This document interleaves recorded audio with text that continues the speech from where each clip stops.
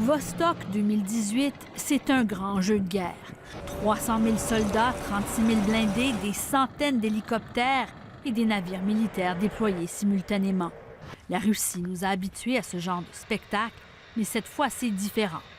Cette simulation de guerre est non seulement la plus importante depuis les années 80, elle se déroule dans l'extrême-orient de la Russie avec la participation officielle de la Chine.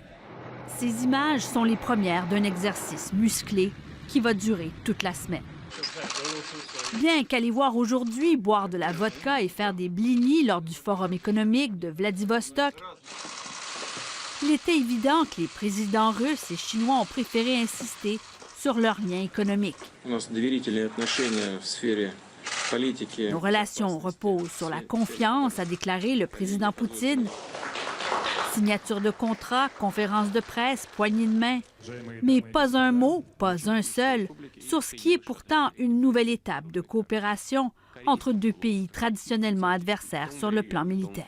Both Russia and China deny any plans to establish a binding military alliance. Mais pour cet analyste indépendant qui étudie depuis 10 ans le rapprochement entre la Chine et la Russie, le message qu'envoient aujourd'hui Pékin et Moscou s'adresse d'abord et avant tout au gouvernement américain,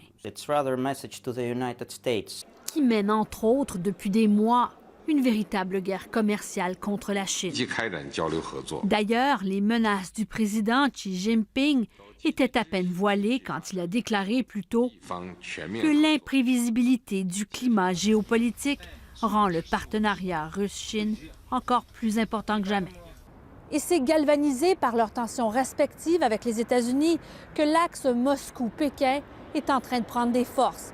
Bien que leur intention soit encore ambiguë, ce qui est clair aujourd'hui, c'est que la Chine ne considère plus la Russie comme une menace et c'est en soi un changement majeur dans l'équilibre des forces sur la scène internationale. Ici Tamara Alteresco, Radio-Canada, Moscou.